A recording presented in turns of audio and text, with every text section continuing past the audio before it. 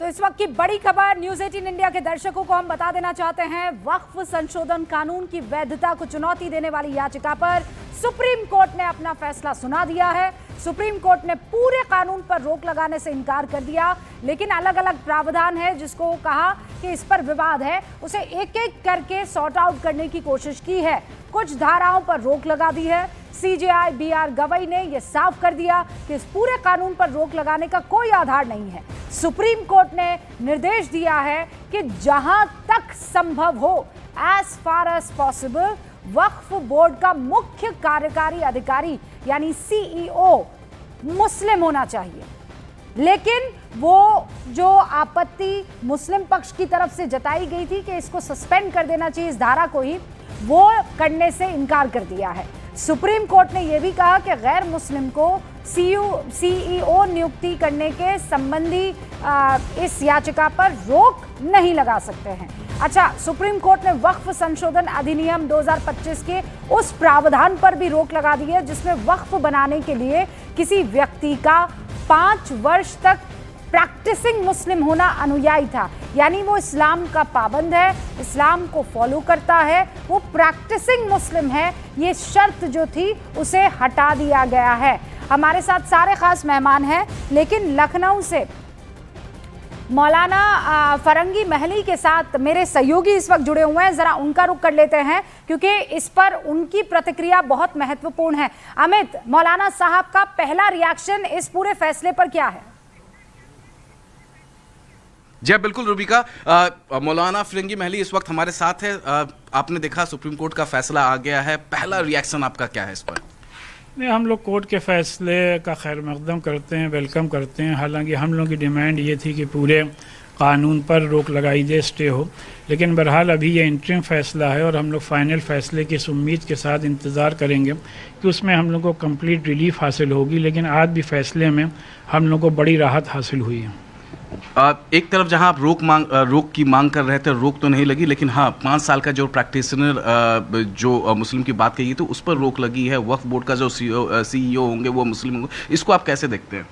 नहीं, जिन प्रोविजंस पर कोर्ट ने स्टे किया है, मसलन सेक्शन 3 और सेक्शन 4 पर, वो भी एक बड़ा कदम है। और कोई भी जिसको भी अपनी प्रॉपर्टी वक्फ करनी हो, उसके लिए 5 साल का प्रैक्टिसिंग मुसलमान होने की जो शर्त थी उसको कोर्ट ने ख़त्म किया है। और इसी के साथ साथ जो ओवर राइडिंग पावर्स और जुडिशियल पावर एक तरीके से डिस्ट्रिक्ट कलेक्टर को दिए गए थे किसी भी प्रॉपर्टी को डिसाइड करने के लिए कि वो वक्फ है नहीं है, उस पर कोर्ट ने स्टे किया है। ये फैसले एक हम समझते हैं बड़े फैसले हैं। रूबिका इस वक्त स्टूडियो में मौजूद है, रूबिका भी आपसे सवाल पूछना चाहती है। रूबिका, आपका सवाल फिरंगी महली साहब के लिए। अस्सलाम वालेकुम। पहला जो महत्वपूर्ण सवाल है वो ये कि बार बार ये कहा जा रहा था कि नॉन मुस्लिम अगर रहेंगे मैनेज करने के लिए तो वो इस्लाम के मुताबिक नहीं होगा, लेकिन कोर्ट की तरफ से ये कहा गया है कि 4 से ज़्यादा नहीं हो सकते हैं, 3 नॉन मुस्लिम रहेंगे। इस पूरे के पूरे प्रावधान पर आपकी प्रतिक्रिया क्या है?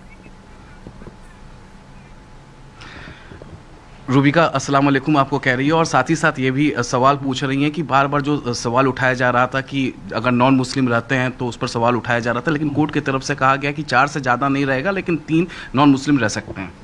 वालेकुम, देखिए, जहाँ तक अभी जो बात वाज़े नहीं हुई है कि कोर्ट ने नॉन मुस्लिम मेंबर्स होने की के सिलसिले में क्या कहा है, एक बात ये भी सामने आई है कि शायद कोर्ट ने ये कहा है कि अगर कोई competent Muslim related to the knowledge of waqf ना मिले तब जाकर के किसी नॉन मुस्लिम को मेंबर बनाया जा सकता है, और वो भी मैक्सिमम 3 हो सकते हैं।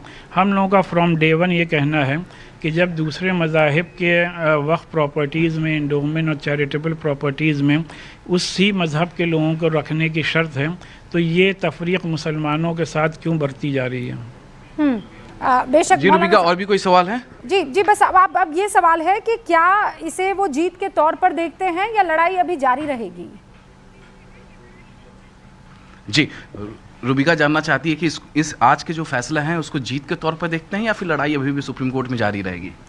नहीं, इसमें हम ये समझते हैं कि 50% हम लोगों की जीत हुई है और लड़ाई अभी और मजबूती के साथ सुप्रीम कोर्ट में जारी रहेगी, क्योंकि आप सब जानते हैं कि अभी इंटरिम ऑर्डर है, फाइनल फैसला होना बाकी है, और हम लोग को पूरी उम्मीद है कि हम लोग का फाइनल फैसला हम लोग के हक़ में होगा, क्योंकि तमाम लीगल एक्सपर्ट इस बात को साबित कर चुके हैं कि वक्फ जो है वो हमारे मज़हब इस्लाम का एक इंटीग्रल हिस्सा है, और जो अमेंडमेंट्स किए गए हैं वो अपने मुल्क के कॉन्स्टिट्यूशन के आर्टिकल 14, 15 और 25, 26 और 301 के को वायलेट करते हैं। लिहाजा इसकी बुनियाद पर हम लोगों को इंशाअल्लाह बड़ी रिलीफ की उम्मीद है। जी अमित, जी, thank you। मौलाना साहब का बहुत बहुत शुक्रिया, रुबिका। आपका भी बहुत बहुत शुक्रिया एक्सक्लूसिव बातचीत के लिए। और यहाँ पर फरंगी महली साहब ये कह रहे हैं कि 50% जीत हुई है, लेकिन अभी जंग जारी है हमारी।